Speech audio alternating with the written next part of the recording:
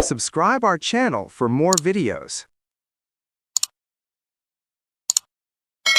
At 3:47 in the afternoon on March 4th, 1944, Hermann Göring's entire world collapsed, and he was standing in his own headquarters when it happened. Through the windows above Berlin, he could see them. American fighter planes, sleek, silver, and impossibly far from home, circling lazily above the German capital like they owned the sky. His hands were shaking as he read the intelligence reports, because those planes were not supposed to exist. They were not supposed to be here. And in that single, stomach-dropping moment, the man who had promised Adolf Hitler that no enemy aircraft would ever reach German soil understood something that no general, no battle, and no battlefield had been able to tell him. Germany had already lost the war. Not to an army, not to a brilliant strategy, not to heroic sacrifice on some frozen Russian steppe. Lost to a factory built on farmland in Michigan, next to a quiet little creek nobody had ever heard of, named after the willow trees along its banks. This is the story of Willow Run, the most terrifying weapon America ever built, and it never fired a single shot. To understand why a factory could terrify the most powerful military machine in European history, you have to understand what Germany believed about America in 1940. Hermann Göring, the head of the Luftwaffe, the man whose air force had shattered Poland, crushed France, and bombed London into rubble, looked at the United States and laughed. He actually laughed. In a written memo to Adolf Hitler, Göring dismissed American manufacturing capacity with the kind of contempt that only truly arrogant men can summon. The Americans, he wrote, were very good at refrigerators and razor blades. That was it. That was his entire strategic assessment of the industrial power that was about to swallow Nazi Germany whole. He was not alone in this belief. Hitler's military advisors told him that President Roosevelt's announced production targets, 185,000 aircraft, 120,000 tanks, 18 million tons of merchant shipping, were pure propaganda designed to frighten, impossible to achieve. In 1939, America had produced fewer than 3,000 military aircraft for the entire year. The idea that this number could multiply 50 times over seemed beyond the boundaries of physical reality. Germany had been building war machines intensely for years. They had the factories, the workers, the materials, the experience. How could a nation of automobile salesmen and shopkeepers possibly compete? What Göring did not see, what none of them saw, was a Danish-born engineer sitting alone in a hotel room in San Diego, California, sketching on a piece of notepaper with nothing but a pencil and a vision that would change the history of the world. His name was Charles Sorensen, and you have almost certainly never heard of him. That is one of the great injustices of history, because what this man conceived on a single night in January of 1941 may have done more to defeat Nazi Germany than any general, any battle plan, or any army that ever took the field. Sorensen had started his working life at Ford Motor Company in 1905, earning $3 a day as a pattern maker. He was a Danish immigrant, the son of a blacksmith, a man who had built himself from nothing through sheer ferocity of will and an obsessive mastery of manufacturing. His colleagues called him Cast Iron Charlie, a nickname that captured both his relentless drive and his absolute zero tolerance for excuses, inefficiency, or anyone who stood between him and production. Henry Ford himself had given him the name, recognizing in Sorensen the same burning hunger that had driven Ford to revolutionize the automobile industry 3 decades earlier. By 1941, Sorensen was Ford's vice president of production, and he had been sent to San Diego to evaluate whether Ford Motor Company could help the United States government build bombers. He toured the Consolidated Aircraft Factory. He watched the workers. He studied the process, and what he saw made his blood run cold, not with fear, but with professional outrage. The B-24 Liberator was being built largely by hand, one aircraft at a time by skilled craftsmen, using methods that had barely changed since the Wright brothers had first lofted a machine into the air at Kitty Hawk. Workers measured components with surveyors' transits and aligned parts using plumb bobs like they were laying foundations for a house. Engineers measured and remeasured each part because no two components were exactly alike. Each aircraft was essentially a custom creation, handcrafted, fussed over, adjusted until it worked. Consolidated was producing roughly one B-24 per day. One. The United States Army Air Forces had calculated they would need thousands, possibly tens of thousands, to carry a real war to Germany and Japan. At one plane per day, the math was catastrophic. The war would last decades. America would run out of pilots, crews, and hope long before it ran out of enemies. That night, alone in his room at the Hotel Coronado, Sorensen did not sleep. He sat at a small desk with a pencil and the hotel's notepaper and began to draw. What emerged from those sketches over the course of that single night was not just a factory floor plan, it was a revolution. Sorensen's idea was breathtakingly simple in concept and almost impossibly complex in execution. He would build bombers the same way Henry Ford built automobiles, on a moving assembly line. Instead of workers moving to the aircraft would move to the workers. The B-24, all 450,000 individual parts of it, held together by more than 300,000 rivets in over 500 different sizes, assembled to tolerances measured in thousandths of an inch, would be broken down into 11 major assemblies and 69 sub-assemblies. These would be produced on feeder lines throughout the factory and brought together on a single continuous main line that stretched the length of a building longer than half a mile. Each worker would stand in a fixed position performing a single specialized task as the skeleton of a bomber moved slowly past them, accumulating parts, growing more complete with every station until it rolled out the far end of the building, a finished aircraft ready to fly to war. By morning, Sorensen had drawn the complete floor plan for the largest aircraft factory the world had ever seen or imagined. He had solved, at least on paper, the problem that was going to lose America the war before it had properly begun. The next morning, over breakfast, Sorensen showed his sketches to Edsel Bryant Ford. Edsel was the president of Ford Motor Company, Henry Ford's only son, 47 years old, a quietly brilliant executive who had spent his entire career working in his famous father's vast and suffocating shadow. Where the old man was stubborn, erratic, and increasingly detached from reality as age caught up with him, Edsel was thoughtful, forward-thinking, and possessed of a genuine gift for recognizing greatness in others. He had championed design innovations and new technologies his father resisted. He understood modern warfare in ways the old man, who had once printed anti-Semitic newspapers and accepted a medal from the Nazi government with a smile, utterly could not. Edsel looked at those sketches. He understood exactly what Sorensen was proposing, and he understood that nobody in the history of aviation had ever attempted anything remotely like it. He also understood that it might be the most important thing Ford Motor Company ever did. He picked up a pen and initialed the drawings. "Get it done," he told Sorensen. "Build the factory." The reaction from the aviation industry was instant and merciless. Dutch Kindleberger, the president of North American Aviation and one of the most respected figures in the entire aircraft manufacturing world, heard what Sorensen was proposing and publicly mocked it with a line that became famous: "You cannot expect a blacksmith to make a watch overnight." The industry agreed.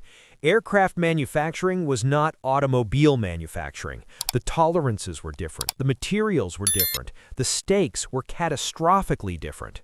A car with a slightly misaligned door was an annoyance. A bomber assembled with a 1,000th of an inch error in the wrong place was a flying coffin for 10 men. The very idea that Ford's auto workers, men and women who had spent their lives bending sheet metal and bolting together engines that drove on roads, could produce 4-engine heavy bombers on an assembly line was not just ambitious, it was, in the professional judgment of everyone who knew anything about aircraft, completely insane. And for a very long time, they appeared to be right. Ground was broken in April of 1941 on 975 acres of Michigan farmland, about 25 miles west of Detroit, near a small, unremarkable creek called Willow Run. Henry Ford owned the land personally. 300 men with saws, axes, and bulldozers attacked a 100-acre woodlot, tearing apart the earth to make room for something the world had never seen.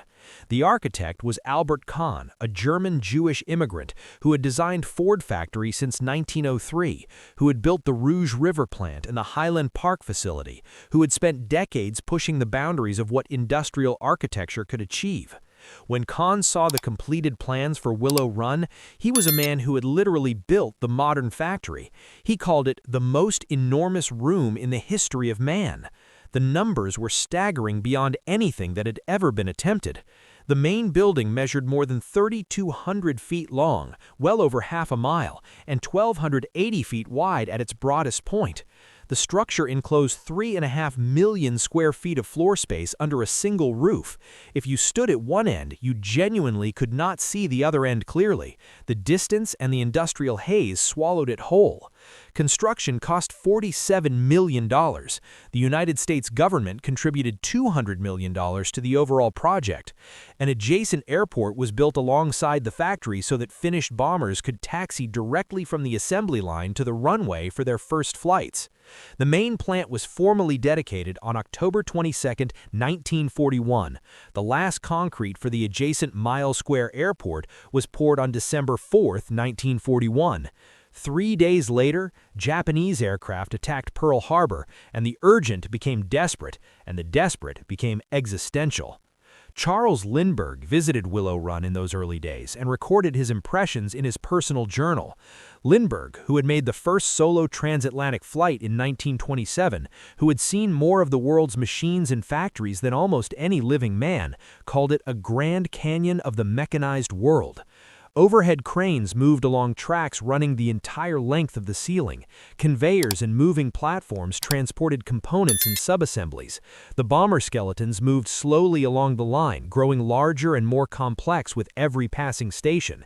Thousands of workers filled the vast floor, each locked into their specialized task, each a single note in an industrial symphony playing the same passage over and over as the aircraft moved past. It was a vision of industrial power so overwhelming that even Lindbergh, a man not easily impressed by anything, was struck nearly speechless. But the vision and the reality were, in those first terrible months, two entirely different things. In all of 1942, Willow Run produced 56 complete aircraft, 56 bombers in an entire year. The promise, the bold public front-page promise, had been a bomber an hour, one complete B-24 rolling off the line every 60 minutes around the clock every single day. The reality was barely one per week. The gap between what had been promised and what was being delivered was not just an embarrassment, it was a scandal. The American press, which had celebrated Ford's announcement with patriotic fanfare, turned on the company with a savagery that the executives had not anticipated. Reporters gave the troubled plant a new nickname, a cruel pun on its pastoral name that spread across the country like fire through dry grass. They called it Will It Run, not Willow Run, Will It Run. A vicious joke that asked openly whether this whole grand experiment was nothing but a catastrophic, expensive, embarrassing failure. Senator Harry S. Truman of Missouri, who chaired a special Senate committee investigating wartime production waste and inefficiency, visited the plant and emerged with no patience for explanations. He didn't want excuses, he told Ford executives flatly. He wanted finished bombers. His committee's reports questioned openly whether Ford would ever deliver on its promises. The political pressure on the company became relentless, grinding, and deeply personal. The problems were real, and they were cascading, each one triggering another in a chain reaction of catastrophe. Ford's 200 engineers working in multiple shifts around the clock were producing 5 miles of engineering drawings per day, and 10,000 of the 30,000 drawings that Consolidated Aircraft had sent from San Diego were already obsolete by the time they arrived in Michigan. The B-24's design kept changing, constantly updated based on hard-won combat experience and shifting military requirements. Every modification made in California rippled through the entire production system in Michigan with brutal efficiency. Parts manufactured to old specifications had to be scrapped. Tooling had to be redesigned from scratch. Workers who had finally learned one process had to be retrained for a new one. It was like trying to build a ship while the blueprints were being redrawn by someone in another city who wasn't quite sure yet what kind of ship they wanted. Worker turnover was not just a problem, it was hemorrhaging. The plant sat 35 miles west of Detroit, far from the established neighborhoods where auto workers had built their lives. There was no adequate highway connection, no streetcar line running to the site. Workers were driving up to 100 miles round trip each day on rural roads that had been designed for farm trucks, burning rationed gasoline, arriving exhausted before they had turned a single wrench. During 1 month in 1942, Ford hired 2,900 new workers and lost 3,100. The company was bleeding its workforce faster than it could replace them. Housing around the plant was essentially non-existent. Thousands of workers lived in temporary camps, travel trailers, and conditions that would have been considered shameful in peacetime. Some shared beds with workers on different shifts in a practice called hot bunking, crawling into a mattress still warm from the body of a man who had just left for his shift. Families lived crowded into whatever shelter they could find, exhausted, stressed, and far from anything resembling a normal life. And then there was Henry Ford himself. The 80-year-old founder still exerted enormous control over the company, despite declining mental faculties that those around him could see clearly but dared not name. Ford's personal prejudices became company policy in ways that actively damaged production. He initially refused to hire women for factory work on principle, a blanket ideological rejection of half the potential workforce at the precise moment when the country needed every able body it could find. He remained bitterly hostile to labor unions, creating worker relations problems that festered and disrupted production at regular intervals. His enforcer, a former boxer named Harry Bennett, who ran Ford's notorious security operation, wielded enormous influence over the aging patriarch through means nobody clearly understood and everybody clearly feared. Bennett had no manufacturing experience, he had no engineering background, he had no business being anywhere near a production operation of this complexity and importance. But he waged constant internal power struggles against Sorensen and the other production executives who actually knew what they were doing, undermining their authority, sowing confusion, making a difficult situation actively worse for reasons that had nothing to do with building bombers and everything to do with personal power. And Edsel Ford, the man who had believed in this from the beginning, the man who had initialed those hotel sketches and staked his family's reputation on a dream that the whole world was now calling a failure, was dying. He had fought his isolationist father to get the plant built. He had defended it before Senator Truman's committee, sitting through sessions of harsh questioning while his body was being consumed from within. Edsel had stomach cancer. He also battled undulant fever, a debilitating bacterial infection almost certainly contracted from the unpasteurized milk served at Ford Farms, a health obsession of his father's that may have directly contributed to his son's death. Despite everything, Edsel kept working. He kept showing up. He kept fighting for Willow Run and for his family's honor, even as the illness took more of him with every passing week. Edsel Bryant Ford died on May 26, 1943. He was 49 years old. He never saw a single bomber emerge from that factory at the rate he had promised. He never heard the mockery silenced. He never knew that the thing he had believed in, the vision he had protected and championed and sacrificed himself for, was going to work, was going to do exactly what he had always said it would do, and more. Those who knew him best believed the stress of Willow Run, the battles with his father, the relentless political attacks, had consumed what little strength his illness had left him. He had given his life, not on a battlefield, but in boardrooms, in committee hearings, in production meetings, fighting for the same cause as the men who would fly the aircraft he was trying to build. The turnaround did not happen suddenly. There was no single moment, no dramatic breakthrough, no switch that was thrown and changed everything. It happened the way most real change happens, slowly, then all at once, through thousands of small victories accumulated over months of grinding, unglamorous, exhausting work. Ford's engineers stopped waiting for updated drawings from San Diego and began establishing their own engineering authority, communicating directly with the Army Air Forces and making modifications themselves. The tooling was refined through thousands of incremental improvements, each one shaving seconds or minutes from a production process measured in hours. Housing conditions improved through sustained government intervention. The Willow Run Expressway was finally completed, slashing commute times and ending the daily war of attrition against a workforce that was being killed by exhaustion before it ever reached the assembly line. The production numbers began to tell a different story. In January of 1943, Willow Run produced 37 complete bombers. In February, 75. The progression that followed was not just encouraging, it was, given what had come before, almost miraculous. April brought 146, June 190. On November 3, 1943, workers at Willow Run stopped the line and celebrated the 1,000th finished B-24 to emerge from the factory. 1,000 aircraft that had not existed a few years earlier. 1,000 aircraft that German intelligence had said could not be built this way. The ridicule was beginning to die, not because anyone was showing mercy, but because the numbers were making it impossible to sustain. What was happening inside that building was nothing less than the reinvention of how complex machines are made. Consolidated Aircraft had built each center wing section using a temporary jig, a scaffold-like framework of fixtures that held components in place during assembly. Setting up this jig for each new aircraft took 250 man-hours. Ford designed a permanent overhead crane jig that reduced the reset time between aircraft to 2 minutes. 2 minutes! The productivity implications of that single change are almost incomprehensible. Ford engineers designed machines capable of performing operations at tolerances impossible to achieve by human hands working alone.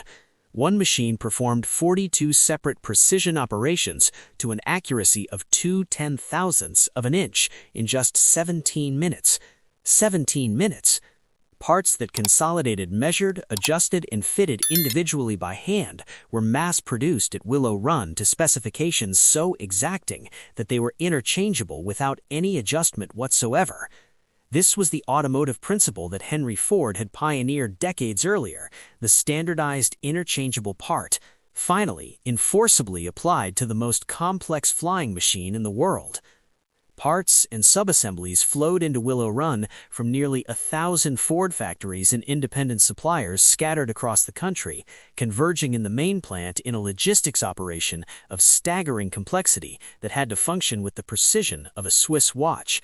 If one component arrived late or was found to be defective, the entire production line stopped.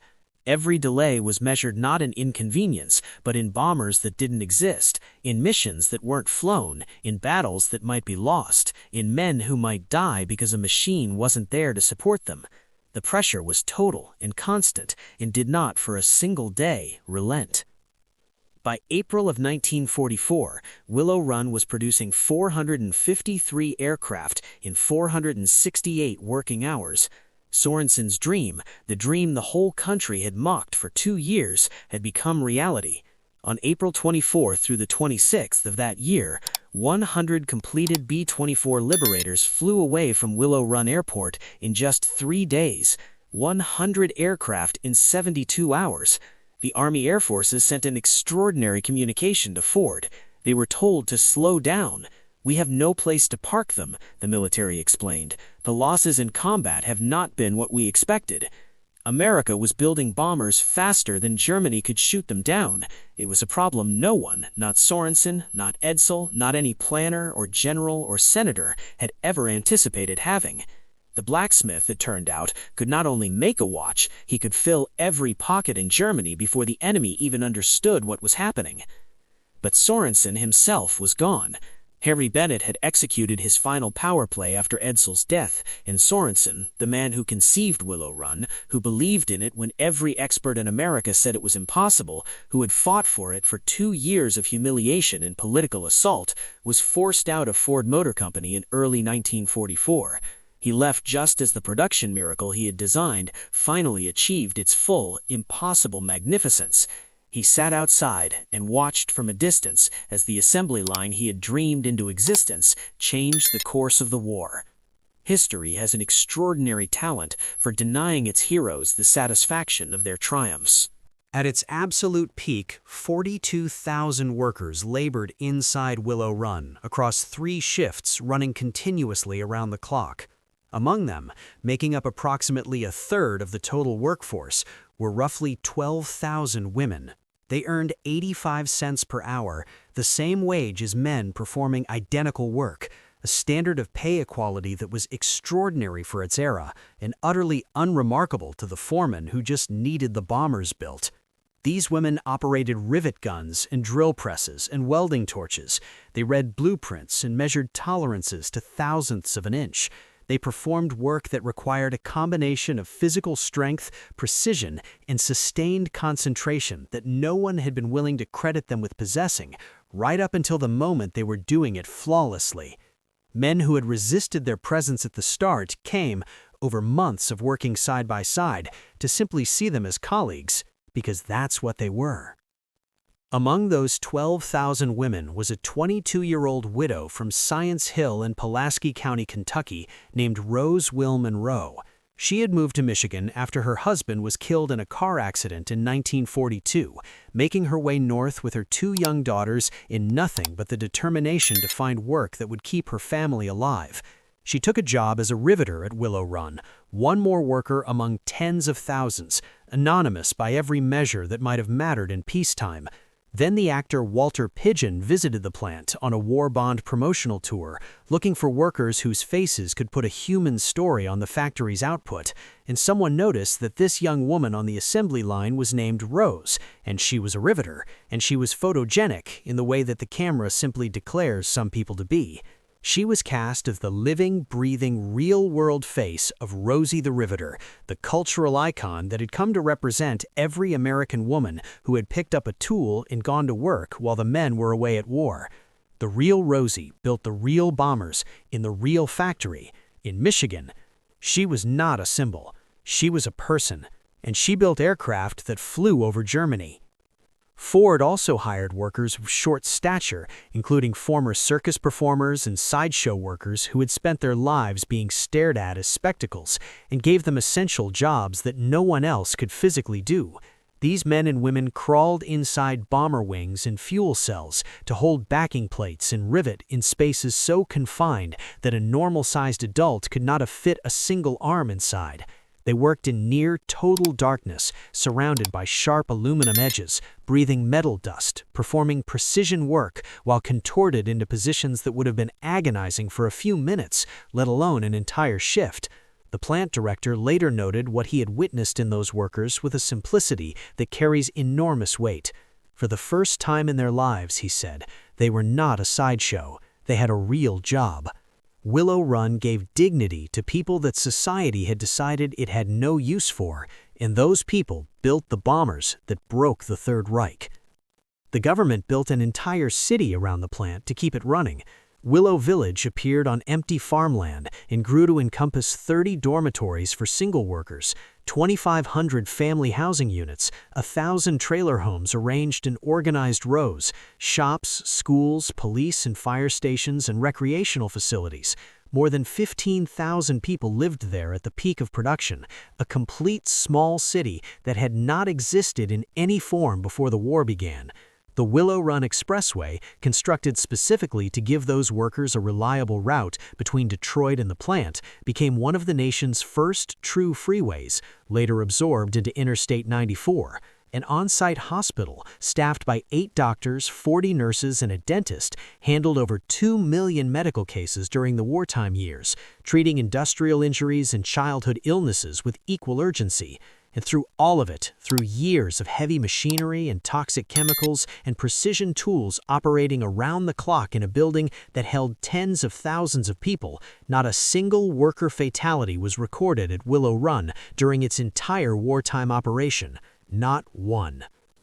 The B-24 Liberators that rolled out of Willow Run and taxied to the adjacent runway for their first flights were sent to every theater of the war, but their impact over Europe was where the strategic reckoning happened.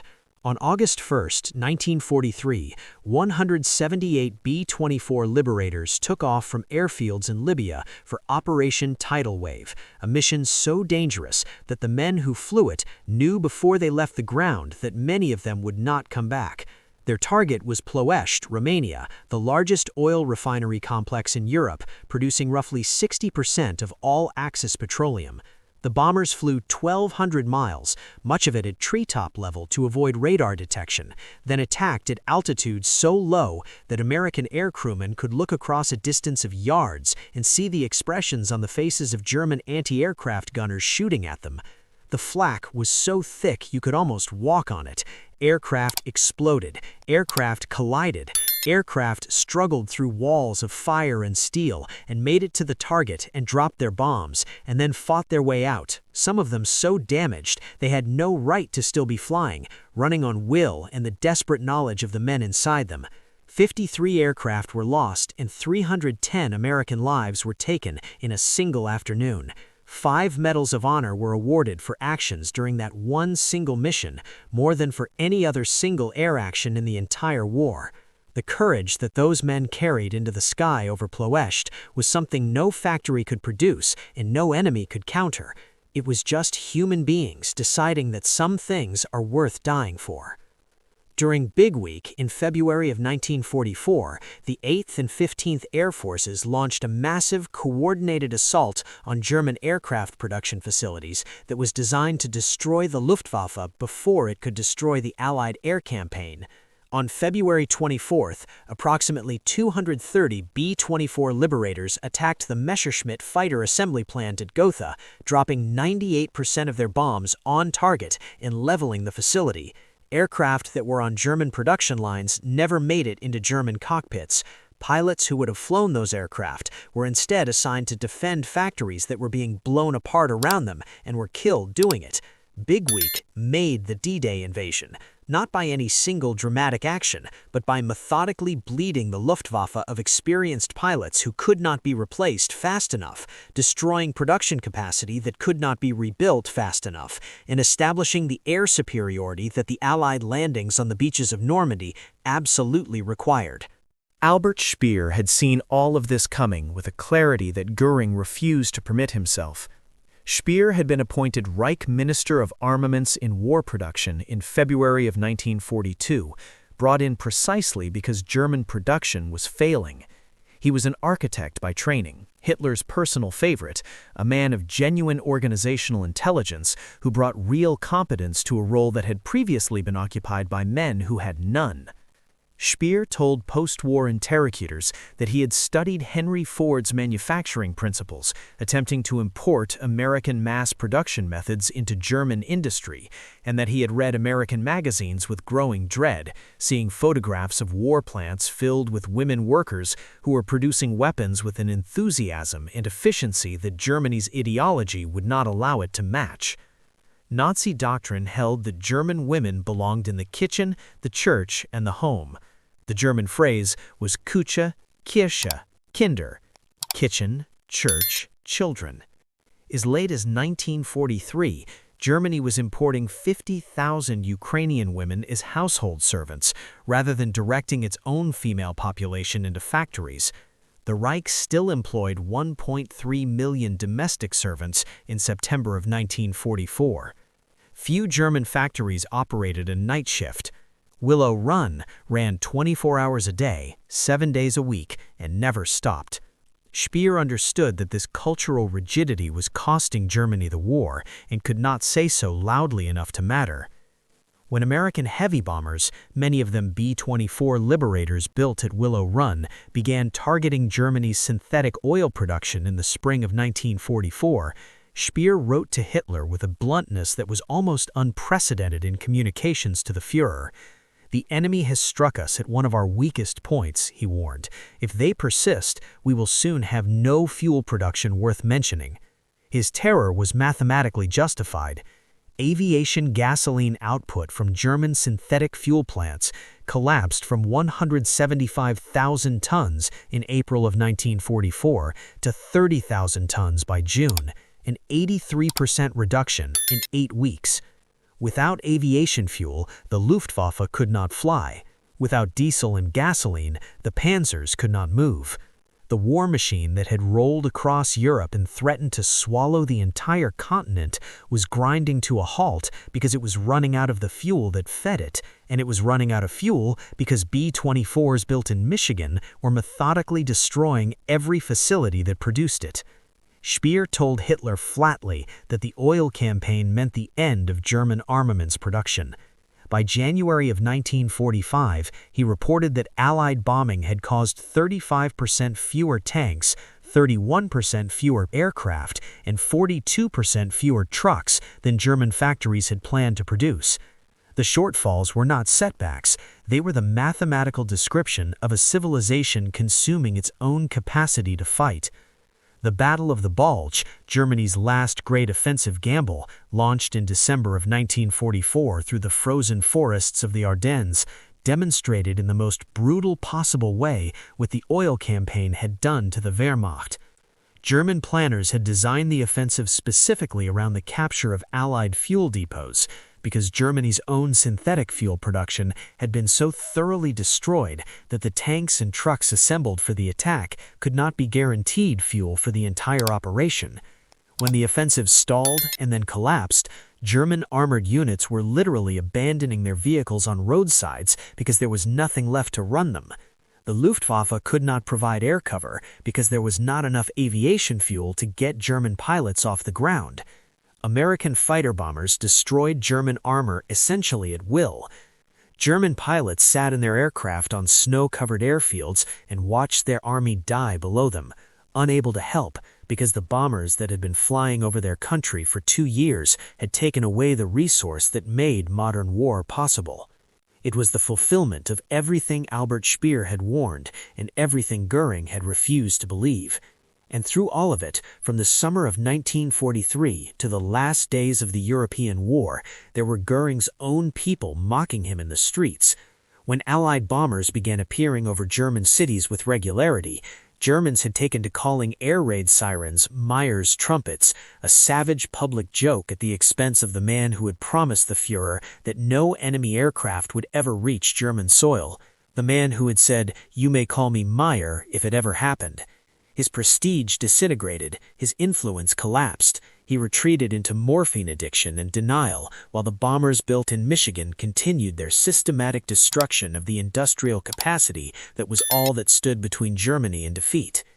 Adolf Galland, one of the most capable German military leaders of the entire war, identified precisely the moment that Germany lost the air war. The day that American fighters took the offensive, he said, was the day Germany lost it. The statistics that describe what American industry accomplished between 1941 and 1945 are so large that the human mind struggles to hold them whole. The United States produced more than 300,000 aircraft during the war years, compared to Germany's 119,000. In 1939 alone, German factories produced more than 8,000 military aircraft, compared to America's just 2,000. By 1943, American production had reached approximately 85,000 compared to Germany's 24,000. The ratio had completely reversed. A nation that Hermann Göring had dismissed as capable of making only refrigerators and razor blades had outbuilt the most industrially advanced military state in Europe by a factor of nearly 4 to 1. Ford Motor Company built approximately 8,685 B-24 Liberators at Willow Run, roughly half of all Liberators ever produced during the entire war. The B-24 remains, to this day, the most produced heavy bomber in history and the most produced American military aircraft of the Second World War. The aircraft that the entire aviation industry had declared impossible to mass produce became the most numerous four-engine bomber ever built, rolling off a moving assembly line at a rate that would have seemed like fantasy to anyone who had visited the plant in its humiliating early days. The men of the 8th Air Force who flew those bombers out of England over occupied Europe and into the defended heart of Nazi Germany suffered approximately 47,000 casualties during the war years, the highest casualty total of any American combat units.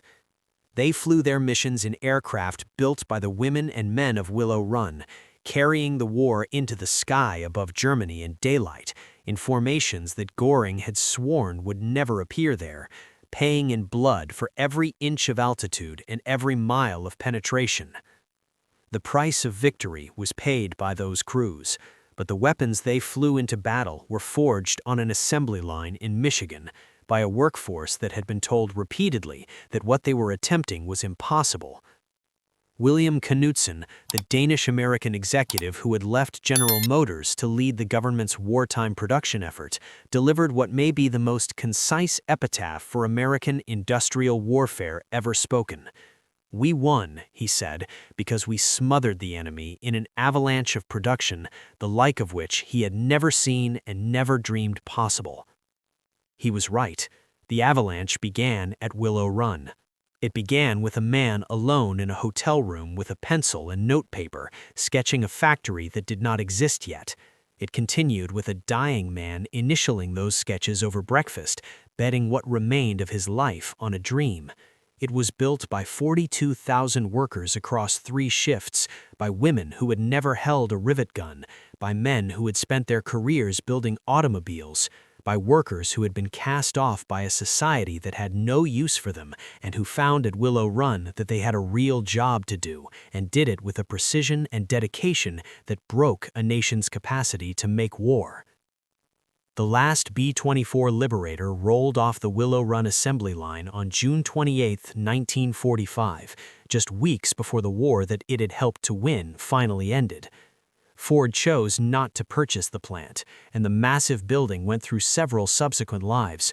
Kaiser Frazer built automobiles there. General Motors manufactured transmissions there for 57 years, and the facility finally fell silent when GM closed it in 2010 during the bankruptcy that reshaped the American auto industry. Demolition began in 2013, but preservationists saved approximately 145,000 square feet of the original structure. That section houses the Michigan Flight Museum today, containing the end of the original B-24 assembly line and the 2 iconic bay doors through which finished bombers once taxied to the runway for their first flights. The Willow Run Expressway, built to move workers to the most important factory in the world, became Interstate 94, carrying millions of drivers every year who have no idea that the road beneath their wheels exists because America once needed to build a bomber every hour and could not afford to waste a single minute getting workers to the line. When Göring wrote his contemptuous memo in 1940, he could not see Charles Sorensen in that hotel room. He could not see Edsel Ford reading those sketches over breakfast with quiet certainty in his eyes. He could not see Rose Will Monroe picking up a rivet gun for the first time in her life, a young widow from Kentucky with 2 daughters to feed, becoming the face of an entire nation's transformation. He could not see the 42,000 workers who would fill that building 3 shifts a day, who would solve 10,000 problems that had never been solved before, who would prove that the impossible is only impossible until someone decides it isn't. By the time Göring looked up and saw the silver fighters circling above Berlin, by the time he read the intelligence reports with shaking hands and understood what they meant, by the time he admitted to his interrogators after the war that the appearance of American fighters over the German capital meant he knew the eventual results would be tragic, it was already too late. The war had not been decided on the beaches of Normandy or in the frozen rubble of Stalingrad. It had been decided in a factory next to a creek in Michigan, where Americans had learned to build the most complex flying machine in the world at a rate of 1 every 63 minutes. That was the weapon that terrified Germany more than any battlefield ever could. That was the avalanche, and it never stopped.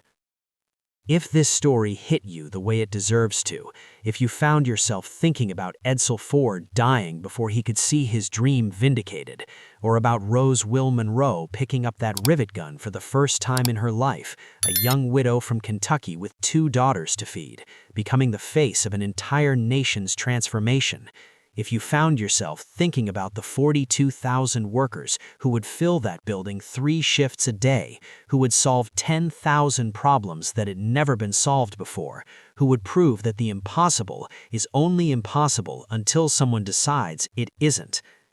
By the time Göring looked up and saw the silver fighters circling above Berlin, by the time he read the intelligence reports with shaking hands and understood what they meant, by the time he admitted to his interrogators after the war that the appearance of American fighters over the German capital meant he knew the eventual results would be tragic, it was already too late. The war had not been decided on the beaches of Normandy or in the frozen rubble of Stalingrad. It had been decided in a factory next to a creek in Michigan, where Americans had learned to build the most complex flying machine in the world at a rate of 1 every 63 minutes. That was the weapon that terrified Germany more than any battlefield ever could. That was the avalanche, and it never stopped.